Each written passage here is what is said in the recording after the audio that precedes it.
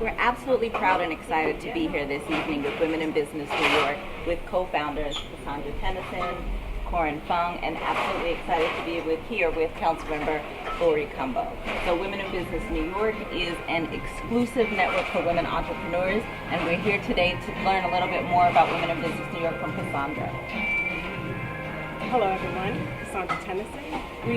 Today is a fantastic day. Women in Business is a network and an accelerator for women-owned businesses. We want women to learn more about what opportunities are out there. We also want the city and state of New York to acknowledge us. We are money makers, we are here to stay, and we just want to be seen and heard. So, Councilmember Cumbo, I would love to learn a little bit more about what the City Council is doing to support women entrepreneurs.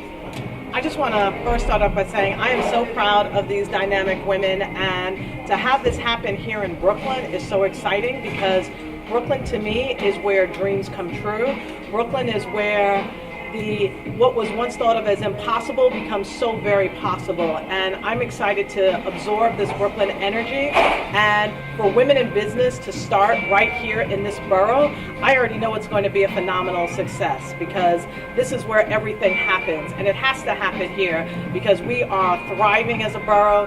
We are generating more income, creating more jobs. We are the fastest growing in areas such as hospitality, arts and culture, also our medical facilities, but what's also so very important are our local small businesses.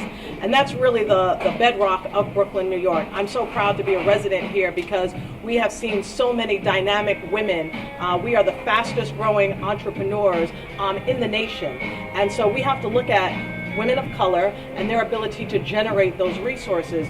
One of the things that our controller, Scott Stringer, spoke about is that New York City does almost $16 billion in contracts every year. That's your tax-paying dollars, $16 billion. But minority and women-owned businesses account for less than 4% of all the contracts that the city is doing. So we in the city of New York, Mayor de Blasio has taken a step in the right direction, but it is only a step in what should be a marathon of steps that need to take place.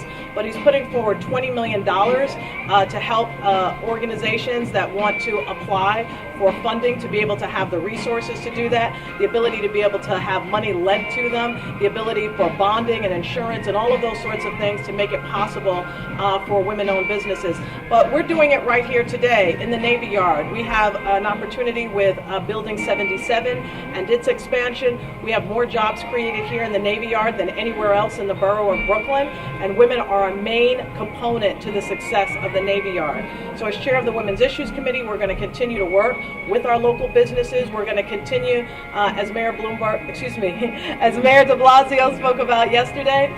He spoke about the fact that in the Bloomberg administration, we often fined businesses.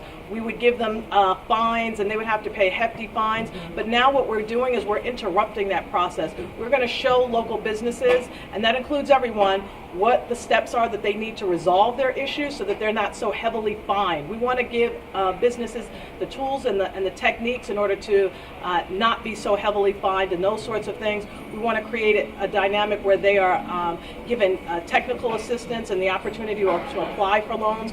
So there's a lot that the City Council is doing, and I'm so proud to be here to celebrate today. Well, it's really great to hear about the action that's taking place both with City Council and the Council on Women. But Corin, I would love to learn a little bit more about why it was important to have this event during Women's History Month and about some of the tools Women in Business New York will pass on to some women entrepreneurs in New York City.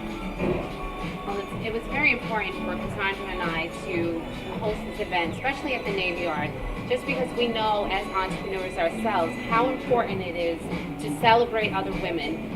Women helping women, women supporting women is our mission, and we definitely feel that it needs to be accomplished here at the Navy Yard. Thank you. Thank you so much, ladies. Cassandra, just one closing thought. How do you keep your members inspired and pushing forward through the challenges that lots of entrepreneurs, but especially women entrepreneurs, face? The biggest thing that we have to do at Women in Business is really share information. We're here to give the information. We're here to guide them through the process because paperwork can be daunting.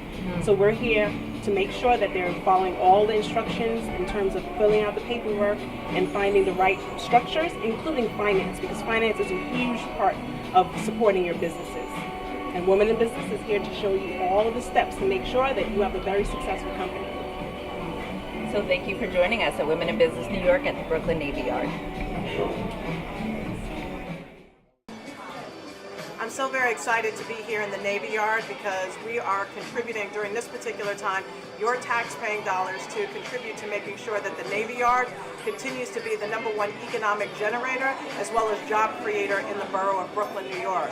So not too far from here, Building 77 is rapidly becoming available for tenants to utilize, and we're very proud of that. Thousands of jobs are going to be created. Approximately 3,000 jobs will be created at Building 77. And that's going to be an opportunity for organizations, businesses, not-for-profits, entrepreneurs to begin their business or to expand an already existing business. So I'm very excited about the opportunity for job creation here in the Navy Yard. I'm also very excited at this time here in the 35th District. We are in the budget process right now, and so I'm very proud to be able to support so many of our cultural institutions. We had a hearing today with the Department of Cultural Affairs about expanding the Department of Cultural Affairs budget to include more opportunities for arts organizations to be able to receive more funding to provide educational programming, job creation, and the ability to be able to weave community together. And so I'm very proud of the work that we are doing to continue to make the 35th District the cultural district that it is in the city of New York. I'm also very proud of the work that we are doing with CUNY and making sure that the fight for the resources that the governor has cut from CUNY's budget, we are fighting in the City Council to make sure that those resources are restored, because CUNY is a powerful and dynamic force in the city of New York. It is a job creator, it is an equalizer, it is a pathway to the middle class. So we're going to be fighting to make sure that those resources are not only restored, but that CUNY, as well as its professors, receive a much needed increase that they have been denied for so very long. We want to make sure that those contracts and those salary negotiations are resolved in this budget process. We're also at this time discussing major improvements as it pertains to the Department of Youth and Community Services. We're fighting to make sure that every young person, the over 100,000 young people that apply for a summer youth job, are given the opportunity. I know for myself, I benefited tremendously from a summer youth opportunity. I was working in our parks. I worked at Prospect Park. I worked at Wingate Park when I was 16 and 17 years old, doing what they call bagging and stabbing in the park, cleaning the parks, but it created a work ethic that has stayed with me throughout my entire career. I want to make sure every young person has that opportunity that I had that's so valuable.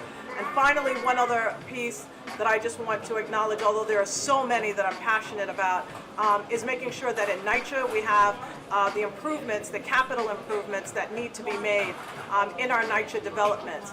NYCHA began as an incredible opportunity for affordable housing in the city of New York, but because of significant cuts on the federal government level, it has continued to depreciate in terms of its maintenance every single year. So we want to make sure that our residents that live in our NYCHA housing developments feel that they are not being left behind, that they are given all the dignity of living in the city of New York that everyone deserves.